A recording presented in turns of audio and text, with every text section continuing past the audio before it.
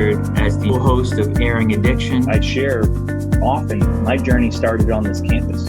Got sober as a client here, just like you. I really do see phenomenal change. Always hope. I've seen situations that on the surface look impossible become possible. Doing this podcast is to share those recovery stories, be honest about what the challenges are and have some real conversations, but kind of share that out on the airwaves.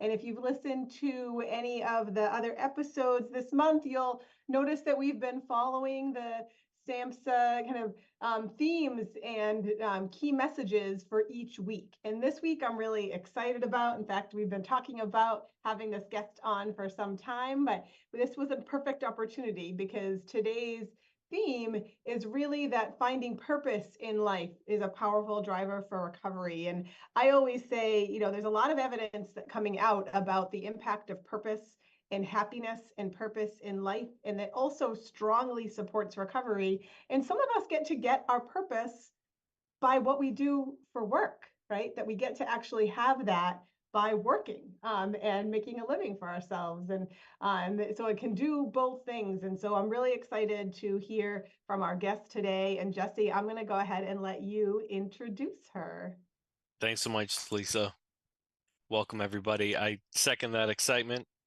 We have a really great guest today, somebody that I've been certainly, it's been a pleasure to work with and know personally for many years now, and certainly, sort of defines that purpose that Lisa was just talking about of finding this, what to do in recovery. We get recovery and then now what, right? So this person surely is a shining example of that purpose in their everyday life. And with that, I will welcome Kathy to the podcast. Welcome. Good morning, everybody. How are you?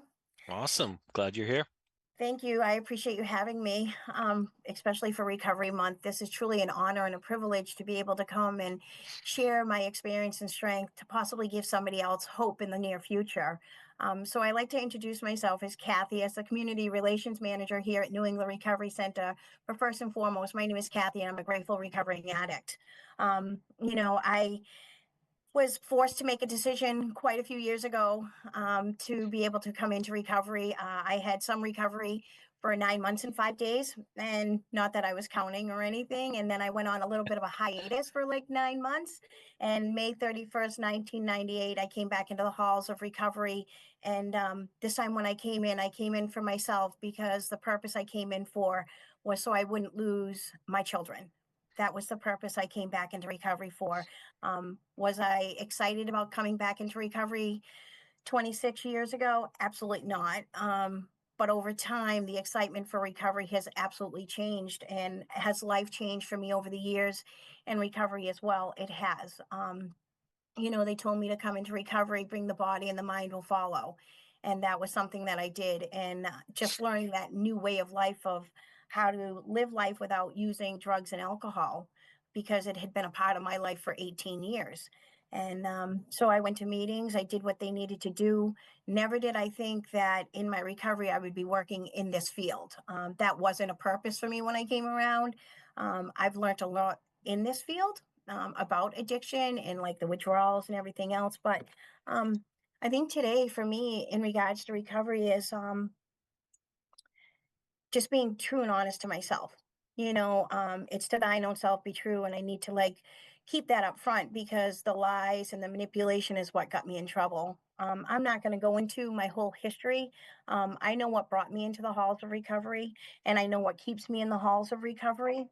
And, I was blessed throughout my recovery to be able to care for both of my parents. In 2004, they came to stay with me for a couple of weeks, which they never ended up leaving. And I lost my dad. Yeah, I know, Jesse, you laugh about that, but it was like one of those things. Out of 5 kids, I was the chosen one.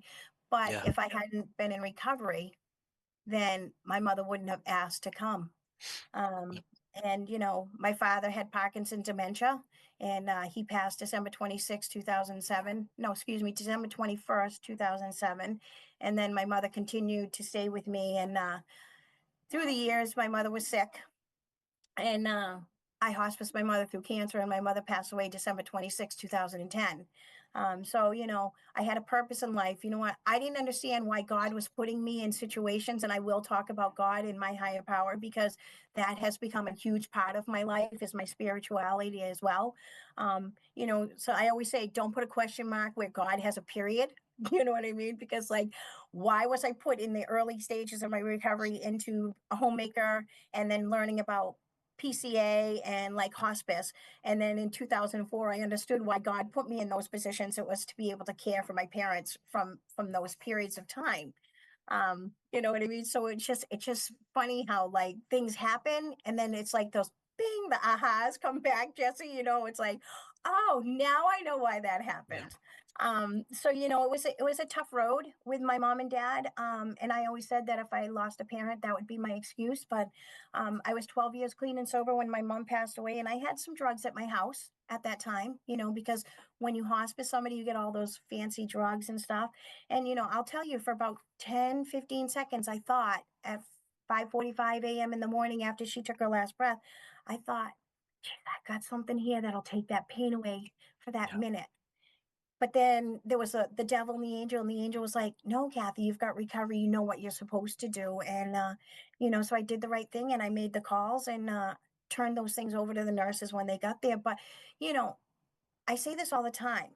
If I sat here and told you about my years of recovery, that I've never thought about drinking or I've never thought about using, that wouldn't be honesty. Because there's just, like, sometimes it's like a season or a smell or a situation. It's like, maybe I can have one. But in all reality, I've got this light switch. Once it goes on, it doesn't go off. And I say it all the time to the clients of, like, I have another run in me, but I really don't think I have another recovery. And the clients be like, "What? Why?" And I'm just like, Because I know I can go out there and tear it up again, but I don't know if I have the courage and the strength to be able to come back." So no matter what comes my way, um, I always go back to program. You know what I mean? What would I do? So, I came, like I was telling you guys earlier, I was hired originally at Spectrum back February 6th in 2008. I came in and I kind of worked a little bit of everywhere. I worked in TSS, I worked in admissions, I worked at the Women and Children's program, and then I kind of found my home in Women and Children's.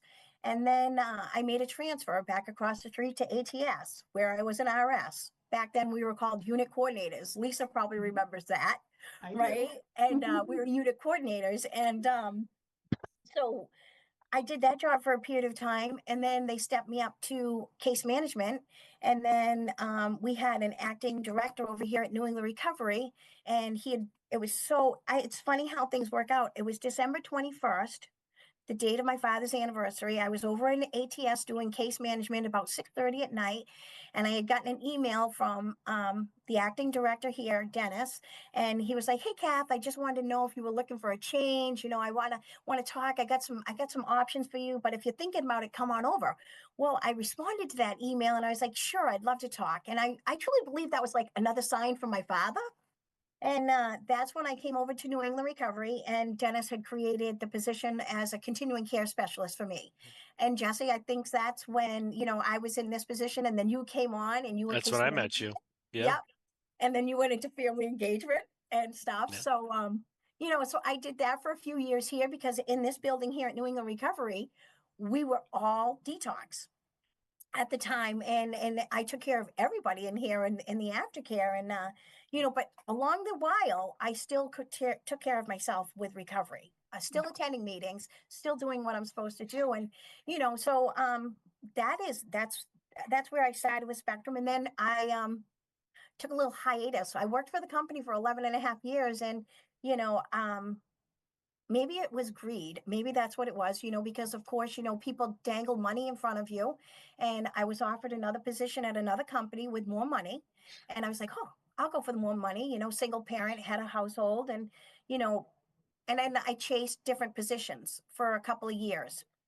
And then I reached out to Mary Beth about a year and a half, 2 years ago now. And I asked if I could come back. She's like, you got it. I'm like, okay, this is good. Because I was at a place where I wasn't happy. But in all reality, Spectrum is my home. And New England Recovery is my home. I walked away from something that was like really good. You know what I mean? And again, it was following the loop, following the money. It's almost like, when you're addicted to drugs, you follow the drugs. And I found out that that wasn't the best thing for me. So I've done a lot of growth over the years. I am very involved with that church, very, very involved with that church. I'm on the women's ministry team at church. And about a year and a half ago, I got baptized. I was in a long-term relationship for 13 years that took a lot from me. We're still friends. We just aren't good together. And when we broke up, I took about a year and a half to myself of restoration with me and myself and God, and reaffirmed myself into my recovery, and doing what I needed to do to keep my cup half full, not half empty, and got rebaptized. And, following the money isn't everything. Recently, I was at a meeting, and a client that we had sent to a program out yonder was coming into the meeting as we were leaving, and he gave me a great big hug. And he was like, thank you so much for sending me to the program. He's like, it's the best. And we found a good fit for him. And, it's not about, sometimes, yes, Lisa, you said it, we come to work and we get paid. This is our job. But in all reality, the bonus and the gold bar is when we go to meetings and we're at meetings and we see people that I say it all the time, we're a pebble in their foundation. When we can see somebody doing well, that is our bonus. That's my gold bar. And I say it all the time, all I can do is I give you options, I give you choices of aftercare and what to do. But ultimately, at the end of the day, it's your head, your heart, and your shoes. I don't live it, I just help guide you. And, when they give you that hug and say thank you, that is like, and Jesse, you've seen it too. You know what I mean? Yeah. When people are getting that 1 year medallion, or even the 6 months or 90 days or whatever, it's just like, you know what? We were a part of that some way, somehow. We're not doing it for them, but we're just that pebble in their foundation. And that is my purpose in life, is to be able to help people the way I was helped in the beginning of my recovery, because people loved me unconditionally. And sometimes we have clients that come in 1 time, 2 times, or 25 times.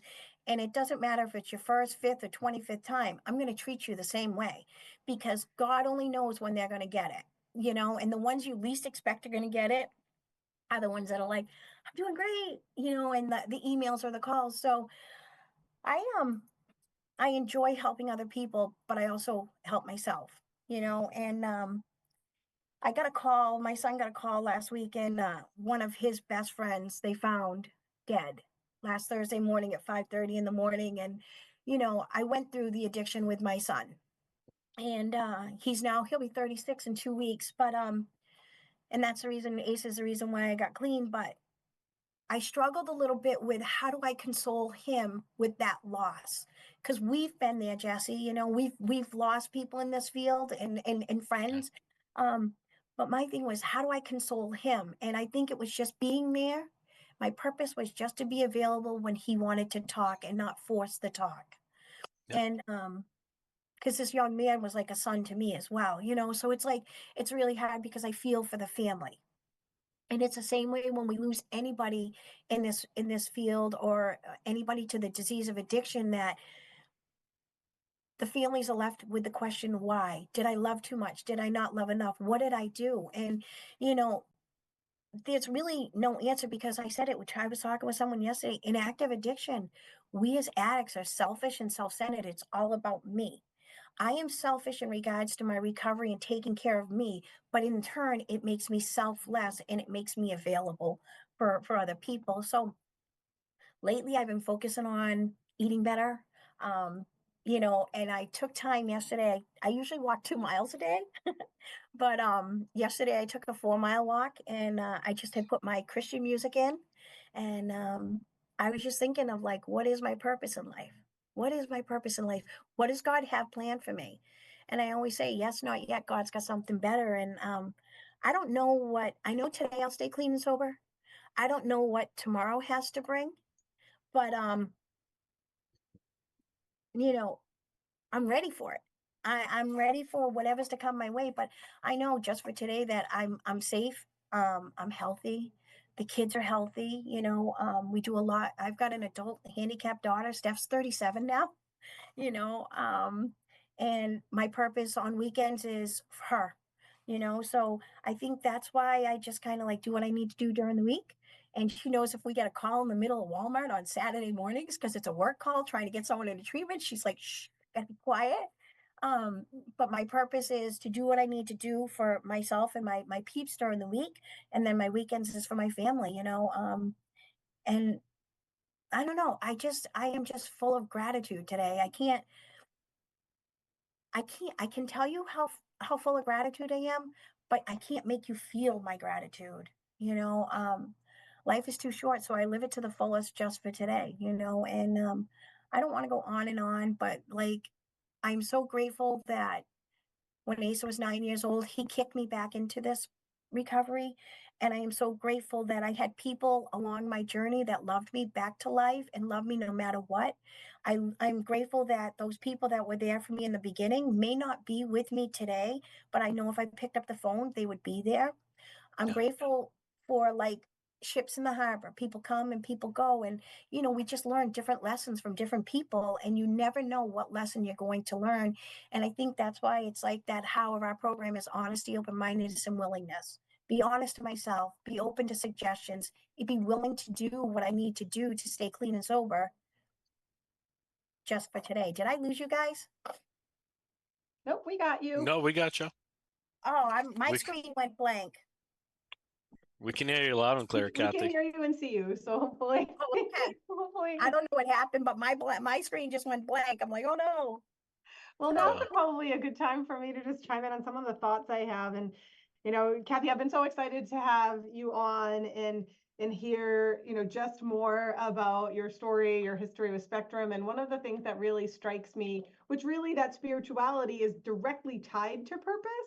And so much of your story has so much symmetry, right? We were talking just before we went live that the first hire date you had at Spectrum was February 6, 2008, and the second was also a February 6th date, right? So, we really, I think that there was a lot of symmetry. I was also thinking, right, because I've been at Spectrum for 25 years, so I remember the Women and Children's program, but then you came back to New England Recovery Center, which was in the same building as the Women and Children's program, right? Yeah. Just with a new life and all of the symmetry with dates and anniversaries. All of that is just, I'm sure, reinforcement that you're on the right path, right? That that the universe, God, is telling you what, that yep, this was what you were supposed to be doing. There's some symmetry here, and I'm really struck by kind of that when you really like sit back and listen to your story. How much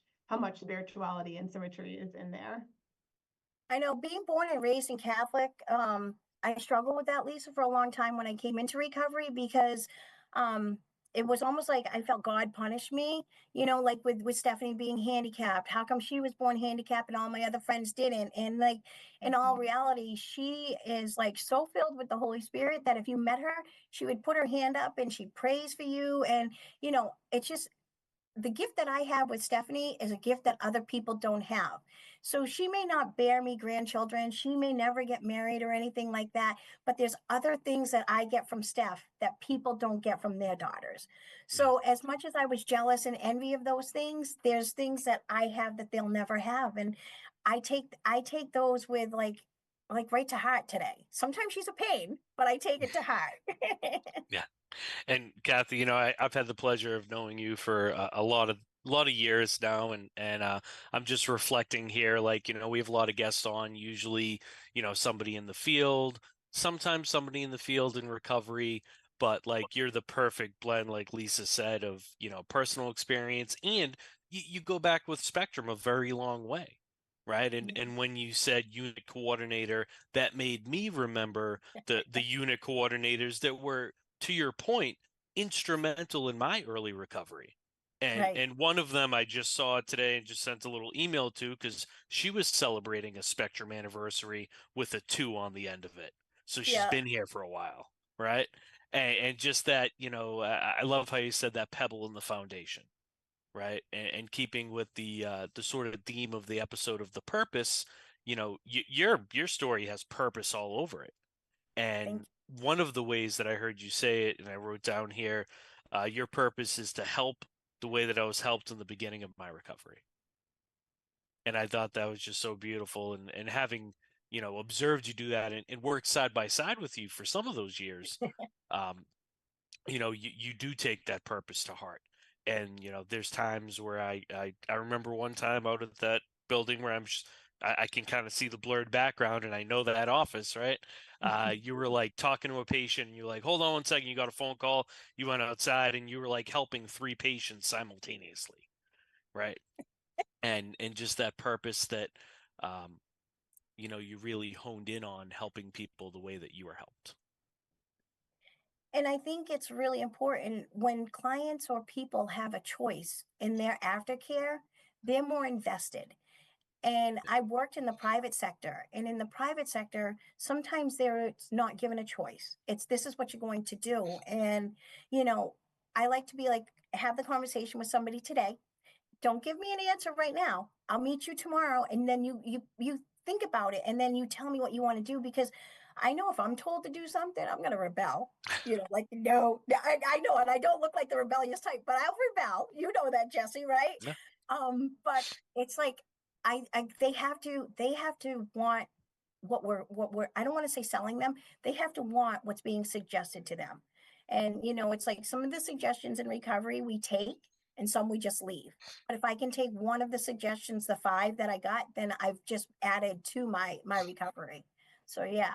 And it's just, our purpose is to come to work every day and to help these people no matter what. That's my purpose, no matter what they decide. Even when they want to leave AMA, it's like I give them my card. Call me if you need me, even when they leave complete. Like if there's anything you need, just because you're walking out our door today doesn't mean that if you call me in a week or a month that I can't help you, because that's what I'm going to do. And if the call comes in at 7:00 at night, you take the call. If it comes in at 6:00 in the morning on a Saturday, you take the call. So that's my purpose, is just to love people to life, you know? Oh, I love that, right? Because you talked a lot about loving unconditionally and that you were loved unconditionally. And that's really part of what brought you into recovery. And one of the things that strike me is that, you say that this last, time of entering long-term recovery was really for your children. And that is probably the time that we need love unconditionally the most. It's really hard as a parent in active addiction with all of the messages you get about how so shame-based, right? And it's so hard. It actually makes it more challenging, I think, sometimes to enter recovery as a parent, because of the shame and guilt that can come with that. And what counters that always is unconditional love. Right. And I think too, Lise, with that, it's like when we come into recovery, I think we want everybody to trust us right away. Trust me, you know what? I'm clean, I'm sober, I'm not using, trust me. But in all reality, we've got to learn to trust ourselves first to be able to earn that trust and that respect back from other people. It's not just a given just because we're clean and sober, for a week, a month, or a couple months. It's something, I know it took me, I'm going to say it probably took me about 2 years to be able to earn the trust back from my son, because I had done so much damage to him that he remembered. And I think that was the toughest part of coming into recovery, because he would throw those darts at me. Do you remember? Do you remember? And there's some things that, because you're caught up in active addiction, you really don't remember of the hurt and pain that we caused, and I don't sit back today and think, how do I hurt that person at work? Or how do I be mischievous to this person? I don't think of how can I pain somebody. It's more, how can I help somebody? Because I know God teaches me if I give, I must give freely. And if I give freely, there'll be more that comes in return in his time, not mine. Yeah. And that's being part of the solution today, right? Which everything you're talking about is being part of the solution, no matter what that looks like. Right. And yeah, early on, I'm sure you know the acronym TIME, things I must earn. right? So, the trust takes some time. And then once you have that trust, it's like, we build up self-esteem by doing esteemable acts, right? So it's being there for your children, and being that single parent and raising your kids. And now, your kid, now your children are adults, and what that looks like. And, you shared both in our opening here of how you're still in their lives, right? And you're that solid foundational piece of their lives today because of that trust that you built up. And also, it's not lost on me too that a big piece of your recovery is spectrum. And I can definitely relate to that, right? I've shared with you my story. I've shared it on here. As I sit here in my home office, I'm coming to you live from a desk that came out of the old residential program. And yeah, I'm pretty sure this might have been a unit coordinator desk. Who knows? But it's the desk that, for those of you that are listening, there's been just immense growth, and really, you talk about new life, Lisa, of the building Kathy is sitting in. There's been new life breath into our Westboro campus, and just, with the admissions building and the home office coming there, it just really this beautiful sort of growth. And I took a little piece of it for myself to Yeah. remember when, right? Um, and one other thing too, I didn't want us to run out of time before I mention this to you. Thank you, Kathy. Thank you for your honesty. I heard you get gut level honest, which, you and I have had chats over the years about this, but on a podcast about, you said, oh, maybe I left Spectrum because of the greed, chasing money, right? Or, you talked about other of those 7 deadly sins, right? Keeping the Right. theme with spirituality. And what I heard from you was, not beating yourself up about it, but reflecting on it and learning from it, right? It's growth. Yeah. Yeah.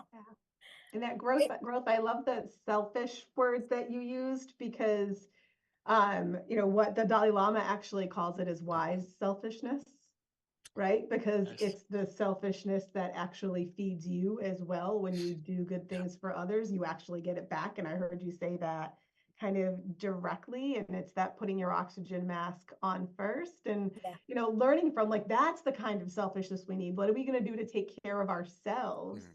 And learning that money might not be a thing that actually takes care of you, right? It's being surrounded by people, others that you want to be around, a mission you want to be part of, right? Like, that's a different kind of selfish. It's that wise selfishness. I know, because when I reached out to Mary Beth to come back to Spectrum, to New England Recovery, when I reached out, she's like, well, you can come back as a case manager. And Jesse, I was like, what? Well, I'm not coming back and something else. What? But she said, come back as a case manager, Kath, and let's see what happens. And, so I did. I came back as a case manager February of last year. And, the opportunity opened up in August for community relations. And I'm so glad we're not called business development, because I feel like it's a business deal. And to be able to do community relations and be out there and being able to build relationships with people in the community, to be able to represent our company as a whole, whether it is New England Recovery or Spectrum Health Systems, to be able to represent our company as a whole, for me, that is an honor and privilege. When our home office and people around me have asked me and feel that I can do this, it was really a privilege to be able to interview for the position, but have to sit back a week and wait, am I going to get it? Because other people applied. And I kept saying, you know what, God, if this is your will, let it be done, not mine. And I came into my interview as honest as I could be. And I didn't sell a ship and give them a boat. I sold them a boat and gave them a boat. And I've just been able to, this past year, with the guidance of Mary Beth, just been able to grow even more in this field. And we went to the Cape a couple of weeks ago, and I talk about our mobile van. I talk about Spectrum. I talk about New England Recovery. I've toured many people at our new admissions building and waiting for corporate to open. So it's to be a part of a company that is continuing to grow. For me, that is an honor and a privilege to be in the position that I am today. And I'm grateful for that. And it wasn't about the money. It was about just being able to be a part of something that is growing.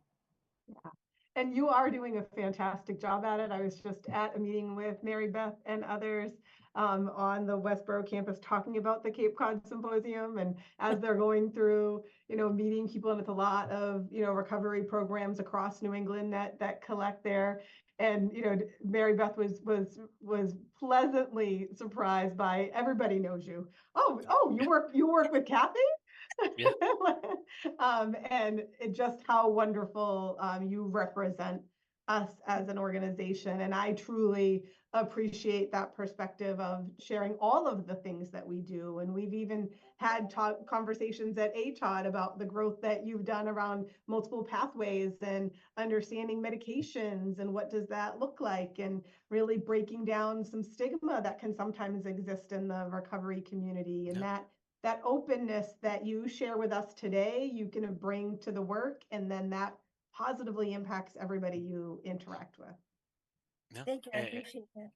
And it goes back to that being part of the solution, right?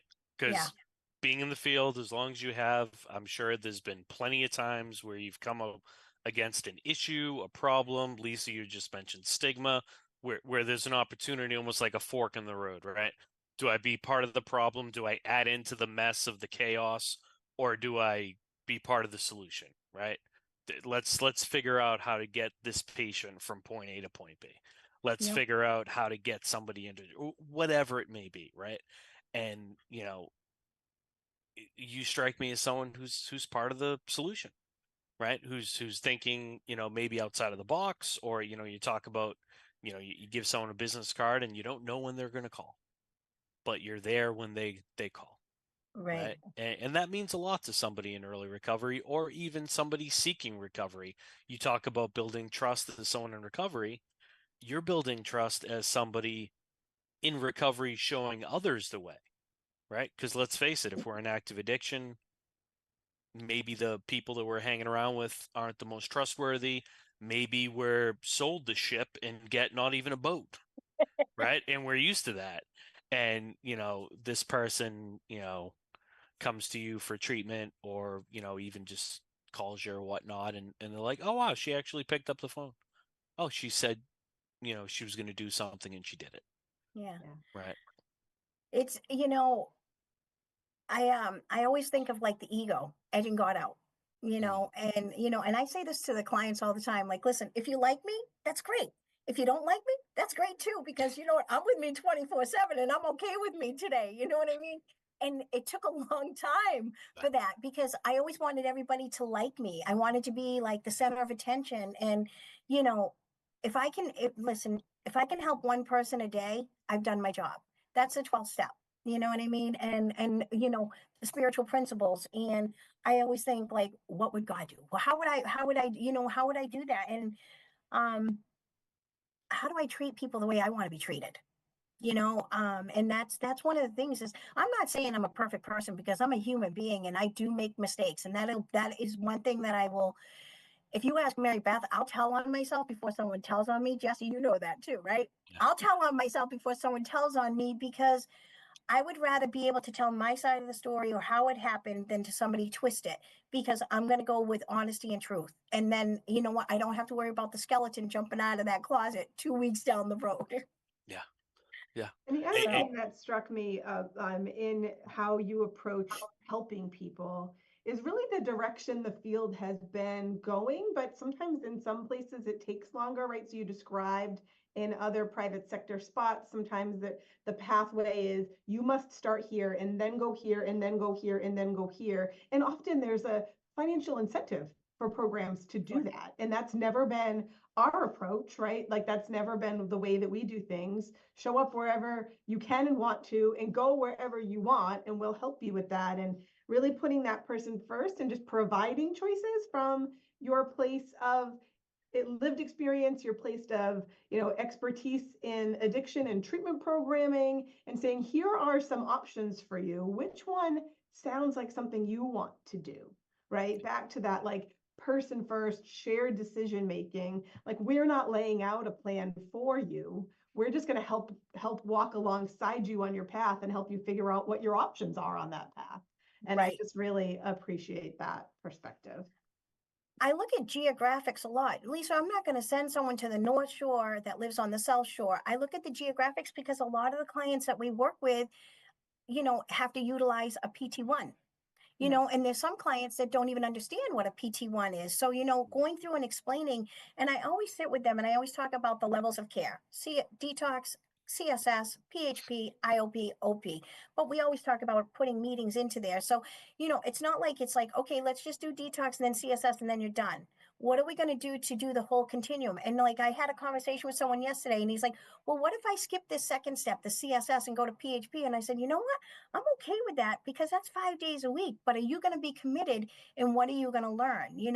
First time in treatment, I said, I've seen people come in and do one and dones and get it. But then I've seen people that have take multiple times to come in. And again, like I said before, you're going to treat them the same way the first time as you do the fifth and sixth and whatever time it gets, because I don't know when they're going to get it.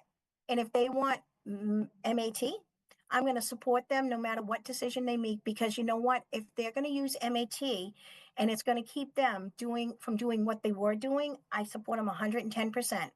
But if you look at recovery world, they're coming around a little bit, but the recovery world is if you're on MAT, you're not clean and sober. But you know what? If it's keeping someone and leading a productive life, I'm going to support them in whatever decision they make, because it's not my head, my heart, my shoes. Yeah. And Yeah. it's really evidence-based, right? Like, and the risk out there is really high. So what's going to keep somebody breathing, right? Like, let's Correct. put that first, right? We can't Yep. help you unless you're breathing. And, in treating, medication treatment, like we do for medical, like really starting to put addiction treatment on this same level playing field as we do with medical, with mental health, and like what makes the most sense for that person based on their use patterns, their environment, how long they were active for, like what has that trajectory looked like? Have they tried other things and then returned to use? And maybe this is an opportunity to have the conversation to do something different, right? That keeps somebody focused on recovery because it's balancing their body in a different way. And the openness to that is really, really helpful and saves lives, really. 100%. Absolutely. Yeah. And just to add to what Lisa just said, I'm always reminded of our chief medical officer, Dr. Baxter. He does one of the, like, I don't want to say best trainings because they're all great, but one of the most anticipated trainings personally every year about MOUD and methadone and Suboxone and Vivitrol and other medications. And one of the takeaways years ago, I remember him saying was, we're in a war. It's like the front lines of the war of addiction. And in war, the medics going around and they're helping keep people, like you said, Lisa, breathing. Right? They're not Right. going to go for the person that just hurt their pinky toe or something. They're going to go for the person that, unless medical attention, they may no longer be living. And that's where medication can come in, not as a standalone treatment, but as a combined treatment with, maybe inpatient, outpatient, going to meetings. I too, Kathy, echo your sentiment of, it's coming around. Certainly I'm part of the 12-step world and, had those conversations over the years and the stigma, it's getting better where people Yes. are starting to learn and really understand what the medication is. And it's not like a magic cure-all. It's not something, when done correctly, it shouldn't, it should be like any other medication.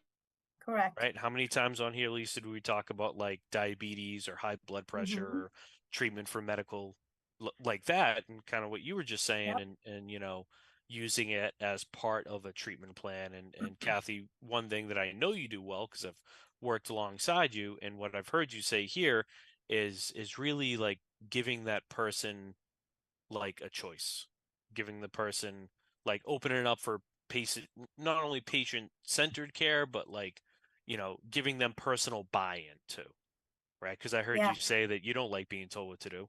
I don't like being told what to. I don't think anyone really likes being told what to do. Right. But when it comes to this, it's like, if you can give the person that day, hey, here's your options. Think about it. I'll see you tomorrow.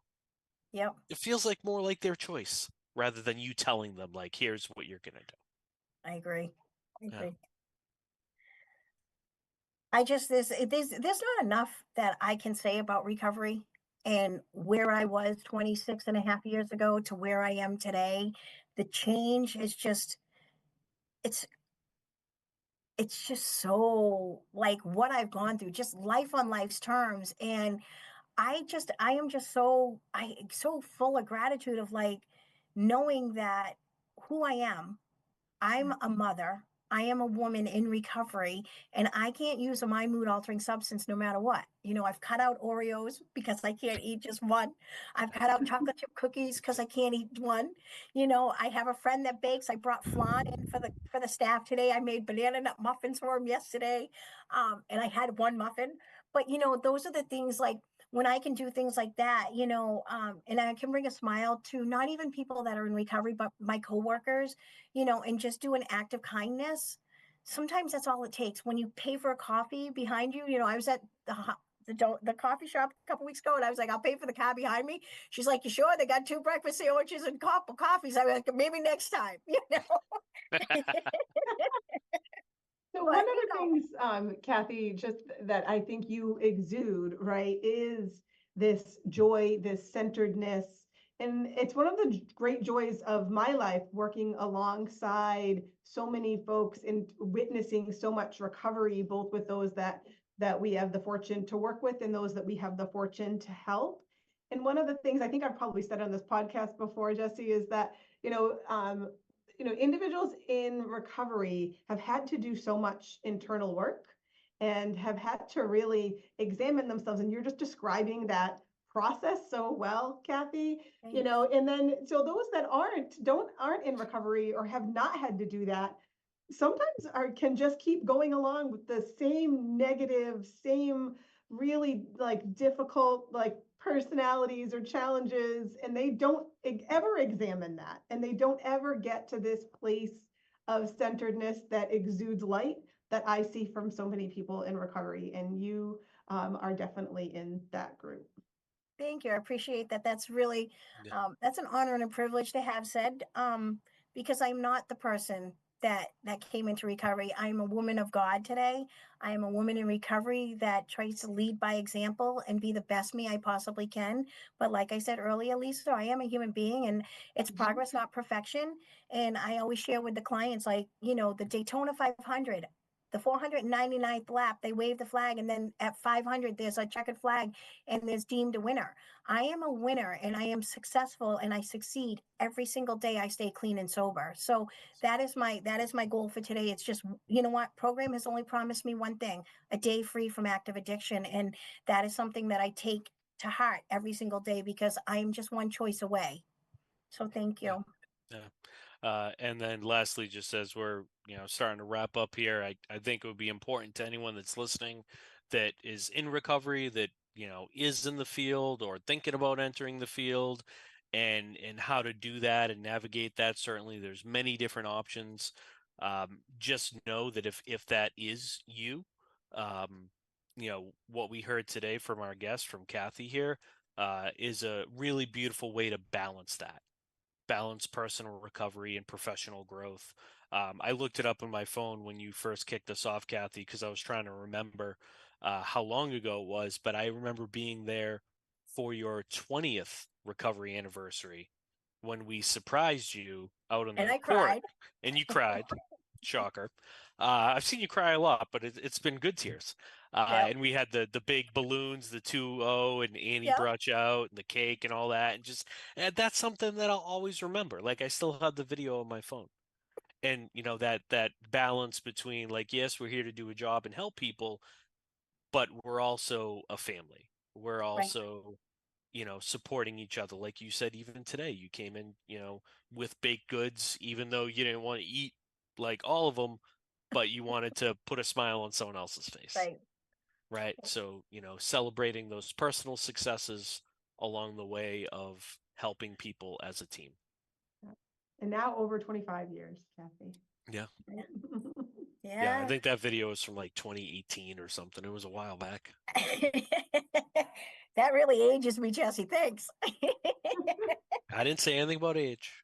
I just said, Listen, I am 57 years old, and I am yep, proud of it. You know there you what I go. mean? So, hey, life goes on, Yeah. but I appreciate, and it's been an honor and a privilege to be able to come on here and share my purpose in life, and share a little bit of my experience and strength. And like you said, Jesse, if I can give somebody hope, some people don't think this is the field for them, but like, you don't know if you don't try, and the thing is that Spectrum as a whole, the company has changed a lot and it's evolved a lot over the years, from when I first started, and the benefits and that we have here, and what the home office and the corporate office has offered to all of us as employees, has changed so much. And I am proud to be part of the Spectrum family. And as I work inside this building, I'm the Spectrum family. And have also been taught, and when we're out in the community, we are still the Spectrum family. So I represent the Spectrum family inside this building and outside the building. And like, even Stephanie's going to represent, because I just ordered her a little Spectrum jacket of her own with her name, Steph. So she'll be Nice. out there representing as well. Awesome. I love that. That's Yeah. fantastic. Awesome. And the other thing, a great way to wrap up is, yes, we've been doing a lot as an organization. As you know, we are a nonprofit, so we give back to our programs, to our facilities, but most often to our most prized possession, which is our employees, because without that, we couldn't do the work that we do. But I just want to reflect on one of the things you said, is you consider the recovery stories as your bonus. We might give bonuses, and we do all kinds of great things, but I love that perspective of that benefit of witnessing that recovery over time is a bonus. And I thought that was so cool. So Thank you. Yeah. So thank you so much, Kathy, for coming and sharing your experience, strength, and hope with us today. It was really an honor or privilege to be listening to it and to know you. Always a pleasure to see you, Jesse. Awesome. so great, Kathy. Thank you so Thanks, very Lisa. much. I appreciate it. All right, so next week we will continue this conversation, and I think it will also be an uplifting episode, which is fantastic. The last week theme is community, and we have staff from our Lynn Peer Recovery Center, which just celebrated its 1-year anniversary and has really done an amazing job of building community in Lynn in the surrounding areas, and talking about that power of peer support and community in recovery. So with that, thanks again so much, Kathy. And this was another great episode of Airing Addiction for Recovery Month. Thank Thanks, you. everyone. Bye. Thanks, everybody. Bye. Bye.